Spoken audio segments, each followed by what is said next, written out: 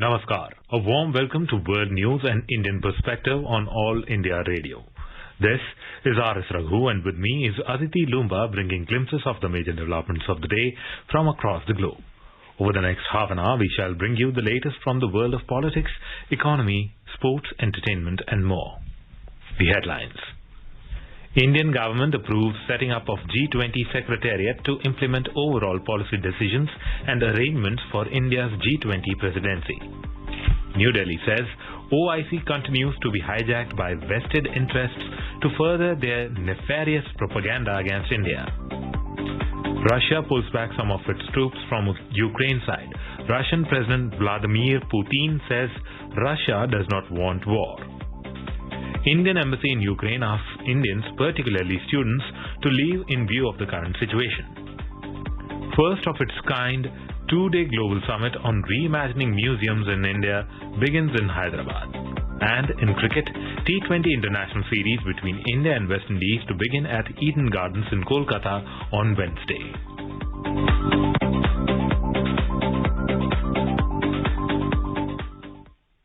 With the new Omicron variant of coronavirus causing concern, we appeal to our listeners to be vigilant and to get fully vaccinated and help others, including children between 15 and 18 years, to get vaccinated. Please continue to follow these 3 simple steps to stay safe. Wear a face mask, maintain 2 gaz ki duri for social distancing, and focus on hand and face hygiene. For any COVID-related information and guidance, contact national helpline numbers 011-2397-8046 and 1075.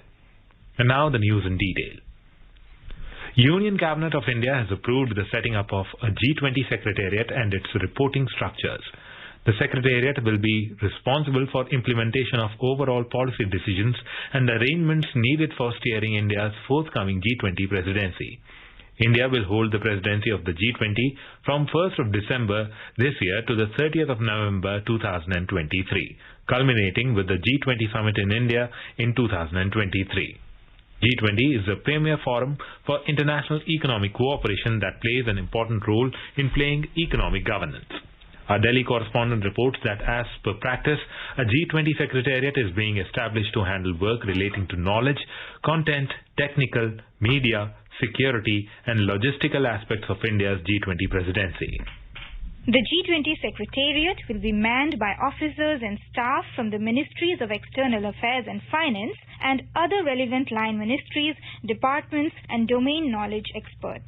The Secretariat will be functional till February 2024. It will be guided by an apex committee headed by Prime Minister. It will comprise of Finance Minister, Home Minister, External Affairs Minister and G20 Sherpa to provide overall guidance to India's G20 presidency. A coordination committee will also be set up to oversee all G20 preparations and report to the apex committee. The G20 Secretariat will enable long-term capacity building, including knowledge and expertise for India's leadership on global issues in multilateral fora. Suparna Saigya for World News. New Delhi said issues in India are considered and resolved in accordance with constitutional framework and mechanisms, as well as democratic ethos and polity. In response to media queries regarding recent statement by General Secretariat of the Organization of Islamic Cooperation OIC, External Affairs Ministry spokesperson Arindam Bagchi said OIC continues to be hijacked by vested interests to further their nefarious propaganda against India. He said the communal mindset of the OIC Secretariat does not allow for a proper appreciation of these realities. Mr. Bagchi termed it as yet another motivated and misleading statement from the General Secretariat of the OIC on matters pertaining to India. Russian President Vladimir Putin said that the country does not want war between Western nations accuse Moscow of deploying troops in large numbers near Ukraine with plans to invade. A news agency quoted Mr. Putin as saying that Russia doesn't want a war. He said it in a press briefing on Tuesday following talks with German Chancellor Olaf Scholz in Moscow. Mr. Scholz said that he agreed with Russia's assessment that there will be still a chance to avert war over Ukraine through diplomatic negotiations. Russia has said that it is pulling back some of its troops from Ukraine's side after a build-up that prompted fears of an invasion. The Russian Defense Ministry in a statement said the large-scale drills continued, but that some units were returning to their bases. The statement, however, did not say how many troops are leaving, and it is also not yet clear if it will de-escalate tensions. Indian Embassy in Kyiv has asked Indians, particularly students, whose stay is not essential, to leave Ukraine temporarily in view of the current situation. Indian nationals are also advised to avoid all non-essential travel to and within Ukraine. The embassy has asked all Indian nationals to keep it informed about the status of their presence in Ukraine to enable the embassy to reach them where required. The embassy continues to function normally to provide all services to Indian nationals in Ukraine. The US and the United Kingdom have asked citizens to leave Ukraine at the earliest. Prime Minister Narendra Modi will deliver the inaugural address at the Energy and Resources Institute's TERI World Sustainable Development Summit on Wednesday via video message. The summit is TERI's annual flagship event, and the theme for this year is Toward the Resilient Planet, ensuring a sustainable and equitable future. It will discuss a wide range of issues including climate change, sustainable production, energy transitions, global commons and resource security. India's overall exports in January this year are estimated to be $61.41 billion, exhibiting a positive growth of 36.76% over the same period last year and a positive growth of 38.90% over January 2020. Overall imports in January this year are estimated to be $67.76 billion, exhibiting a slower rate of growth of 30.54% over the same period last year and a positive growth of 30.19% over January 2020. In today's Hotspot session, we bring you a discussion on giving a push to financial inclusion and digital banking. In conversation are Udyan Ray, economist, analyst, and Sonu Sood, AIR correspondent.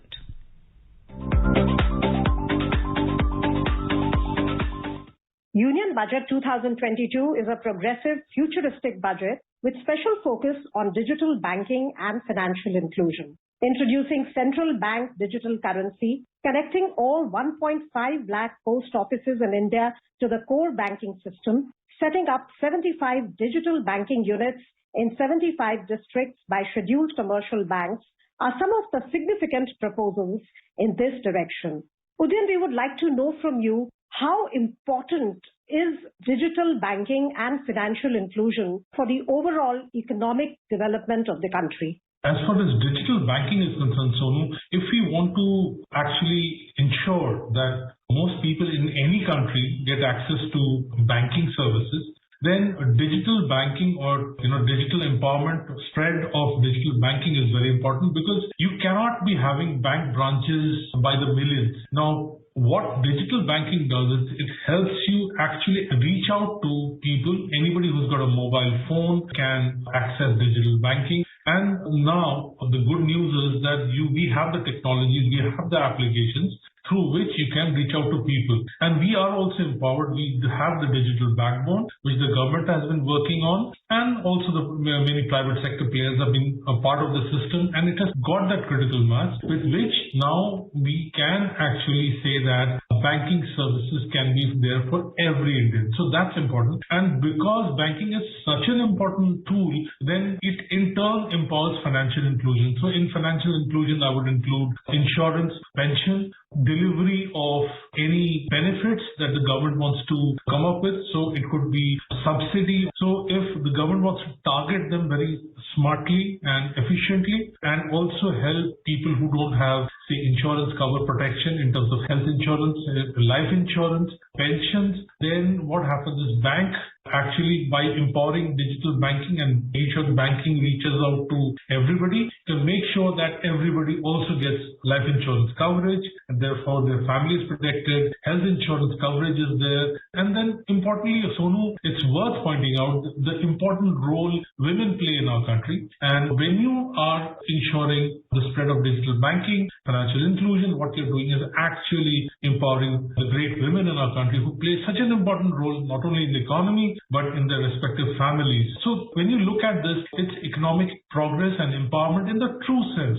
In fact, Pradhan Mantri Jan Dhan Yojana, which was started in 2014, has not only promoted the cause of financial inclusion across the country, but with more than 55% accounts being of women, this Yojana has gone a long way in bringing women under the ambit of financial inclusion, as you just mentioned. The digital pipeline through the trinity of Jan Dhan, Aadhaar, Mobile, JAM as it is popularly called, has revolutionized the government delivery of welfare schemes and made targeting of beneficiaries simpler, faster and accurate. Over the last 7 years, from 2014 onwards, the number of beneficiaries have increased nearly tenfold, from 10.8 crore in 2013-14 to 98 crore in 2021 for cash schemes, in addition to 81.9 crore beneficiaries under in-kind schemes. Would you say that digitalization has been a boon for the bottom of the pyramid? Absolutely. So, what happens is if we had gone by the traditional brick and mortar model, we have a very large number of branches. There's no doubt about that, bank branches. So that was never an issue. But the point is we are such a large country and, some of the other participants, some of the places are not accessible easily. The hilly areas, the areas with forests. So there are people who stay there who are entitled to world-class banking services. Now, what digital banking and inclusive policies like Jan Dhan accounts that you're talking about, they're so important, and we've got a lot of people who migrate from one place to the other. So, how would a person who's opened a bank account in a particular place in the traditional way actually get access to banking services? Only when you have these core banking services, when you have digital banking, that, somebody who has to migrate, has to move from one place to the other for livelihood, can also access the banking services. And so this is so important because people have to remit money from, say, a city to whatever village or a smaller town. So banks play a very important role. They have made things so much more convenient for people. And also being able to remit money instantly, as you said, as you took the example of migrant workers, it also saves their families from exploitative money lenders because the transmission of money is now so easy and so instant.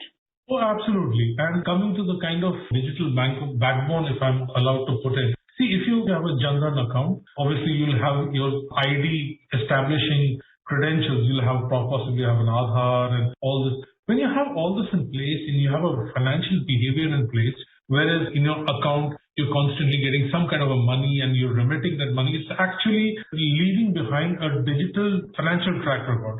That actually empowers a bank or any financial institution for that matter to actually extend to you other services. So it could be a loan on better rates. And you just mentioned money lenders, they charge exorbitant rates. So basically what was outside the formal financial system, you're bringing not only well-heeled people who are not using it, but also the person in the informal sector, the self-employed, you're bringing them in and taking out all the reasons, all the impediments that was preventing them from using the formal modern banking services. And what it also does, Sonu, is actually it increases the size of the formal economy.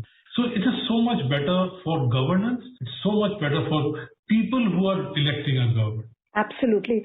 And connecting all 1.5 lakh post offices in India to the core banking system, which is one of the proposals of Union Budget 2022, how do you see this?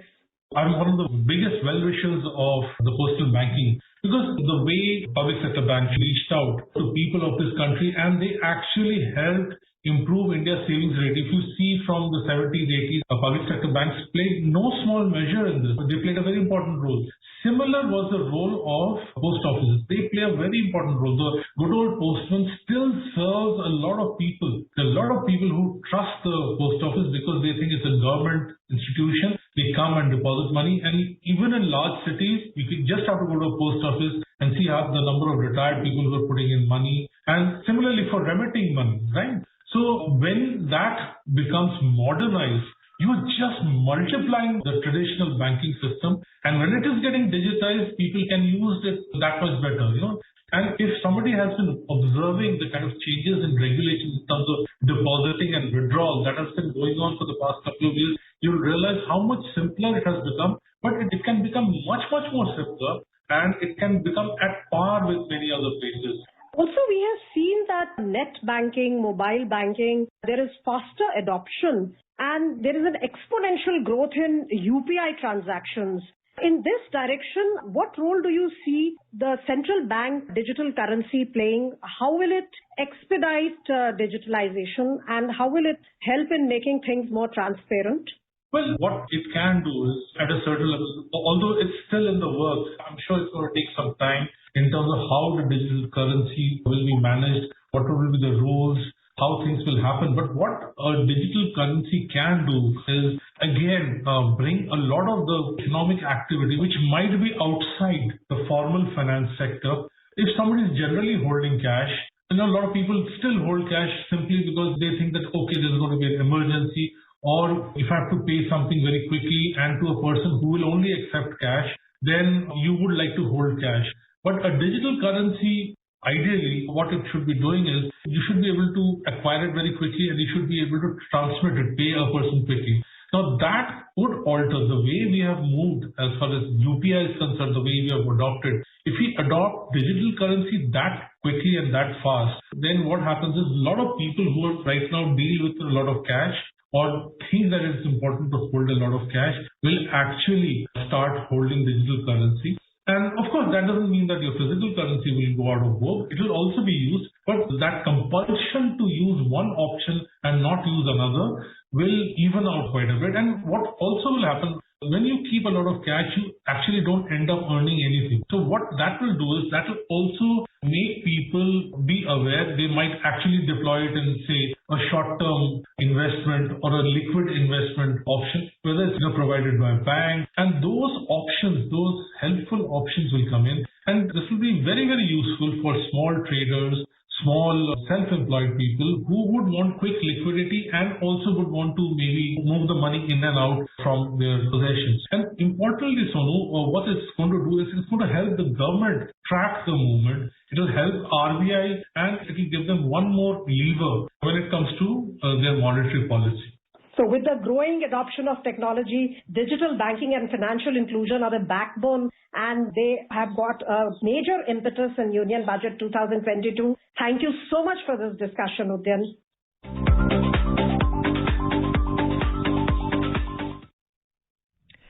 This is All India Radio giving you the news. For quick news updates around the clock, follow us on our Twitter handle at AIR News Alert. Welcome back to World News. First of its kind two-day global summit on reimagining museums in India began on Tuesday in Hyderabad. A report. The online global summit was inaugurated by India's Culture and Tourism Minister G. Kishan Reddy. On this occasion, Mr. Reddy emphasized the need for preserving, propagating and perpetuating the rich culture of the country. He said its heritage and museums will play a key role in achieving the same. He said the museums need to be reinvented in such a way that they are accessible to citizens and relevant in the new digital age. The Culture Minister said the Government of India is also developing 10 tribal freedom fighter museums to recognize their contribution in the country's freedom struggle. The summit is being held by the Ministry of Culture as part of the Azadi Ka Amrit Mahotsav celebrations. Over 3,000 participants from countries including Australia, France, Italy, Singapore, United Arab Emirates, United Kingdom and the United States are taking part in the summit. The global summit has brought together leading luminaries, domain experts and practitioners in the field of museum development and management from India and around the world to discuss best practices and strategies. Vaibhav Jyotsna Srivastav for World News. In Australia, thousands of nurses have gone on strike in country's most populous state of New South Wales. Nurses said that they wanted better pay for their jobs and a better balance between their numbers and patients requiring their services. A report from Business World now. The Sensex climbed 1,736 points or 3.1% to settle at 58,142. The Nifty also surged 510 points or 3% to 17,352. The mid-cap and the small-cap indices of the Bombay Stock Exchange rose lesser than the Sensex. The mid-cap index gained 2.7% and the small-cap index ended 2% up. In global share markets, Asian stocks traded mixed. China's Shanghai Composite Index rose 0.5%, while Singapore's Straits Times Index ended almost flat. But Japan's Nikkei 225 and Hong Kong's Hang Seng both fell 0.8% each. South Korea's Kospi ended marginally lower. European share markets were trading up when reports last came in. Global crude oil prices dropped more than 3% from a 7-year high. The crude prices fell after Russia said some of its military units were returning to their bases after exercises near Ukraine, a move that appeared to de-escalate tension between Moscow and the West. In intraday trade, Brent crude was trading around $93.50 per barrel. Back home, gold prices fell 600 rupees at the multi-commodity exchange for April contracts. The precious metal was trading at 49,320 rupees per 10 grams. Silver prices also declined 1,230 rupees to 63,000 rupees per kilogram for March contracts when reports last came in. And in the forex market, the rupee appreciated 26 paise against the US dollar. The domestic currency settled at 75 rupees and 34 paise per dollar. Kamal Saxena for World News, All India Radio. India will take on West Indies in the T20 International Series starting from Wednesday in Kolkata. Rohit Sharma, who successfully led India against West Indies in the ODI series, will be the skipper for their T20 series too, whereas Kieron Pollard will be captaining the Caribbean team and look to change their fortunes in the T20 series.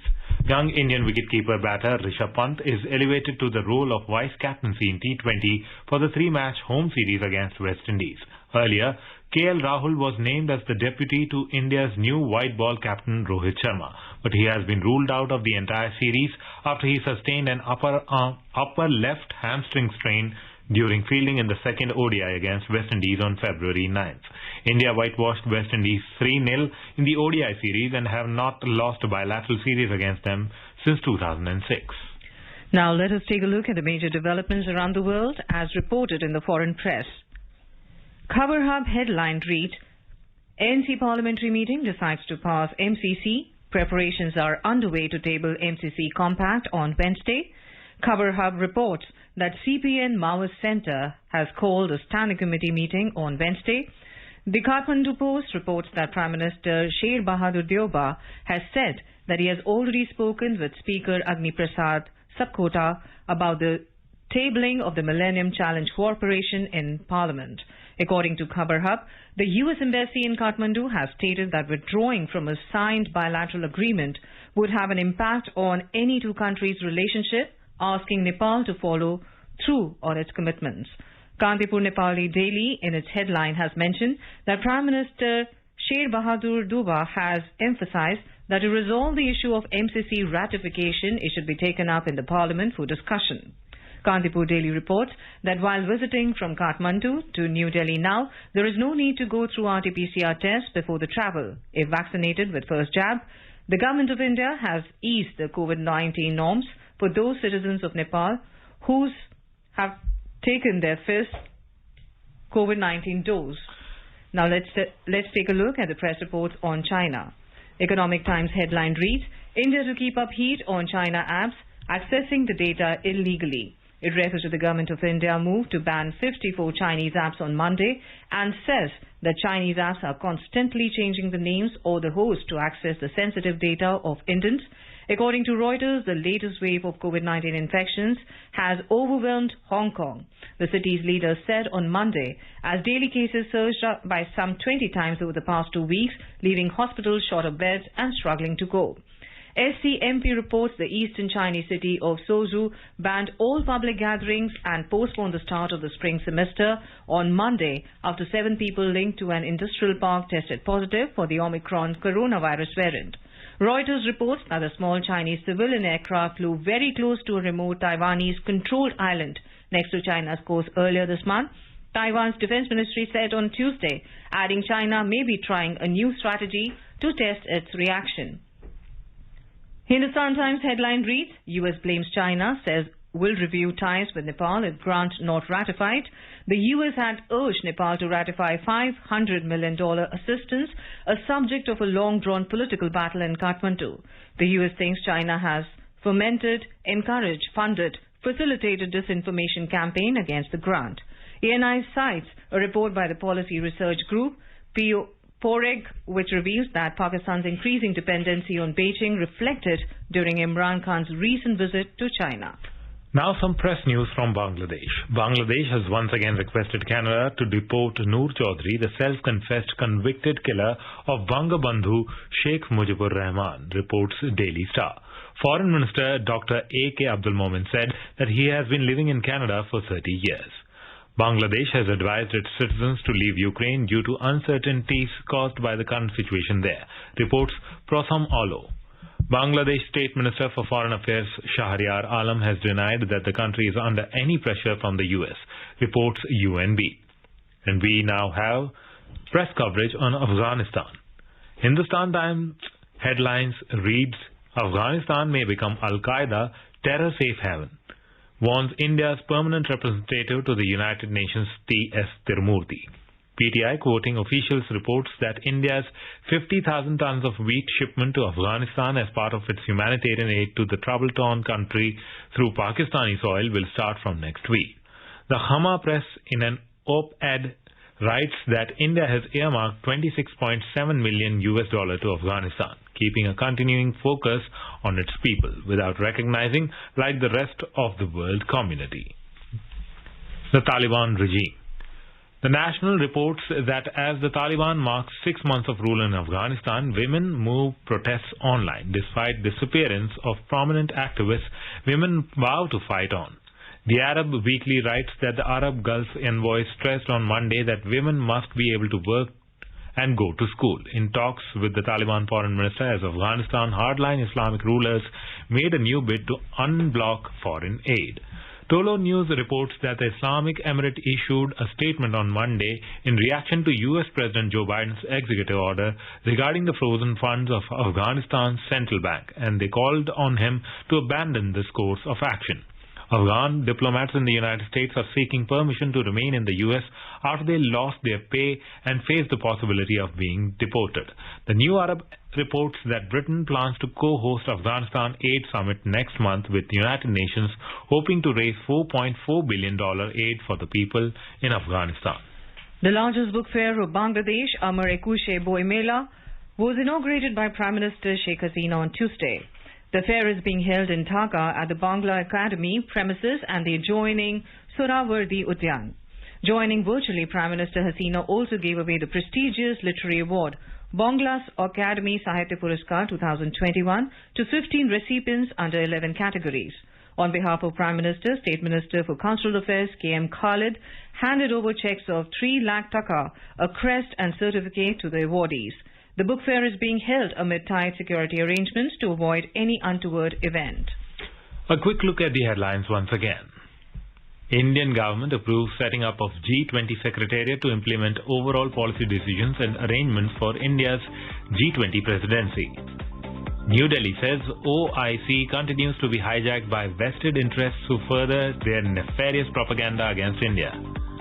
Russia pulls back some of its troops from Ukraine side. Russian President Vladimir Putin says Russia does not want war. Indian Embassy in Ukraine says asks Indians, particularly students, to leave in view of the current situation. First of its kind 2-day global summit on reimagining museums in India begins in Hyderabad. And in cricket, T20 international series between India and West Indies to begin at Eden Gardens in Kolkata on Wednesday. And now, before we end, let us listen to Mahatma Gandhi's favorite bhajan, Vaishnav Jan, by artists from South Africa. Vaishnav Jan do tene kahiye je peed parai jane re par dukhe upkar kare to ye man habhiman nane re sakal lok man sahune bandhe ninda na kare ke nire bach kaach man निश्चल राखे धन धन जननी तेनी प्रेम समदृष्टि ने. With that, we end this bulletin. We'll be back at the same time tomorrow with the next edition of World News.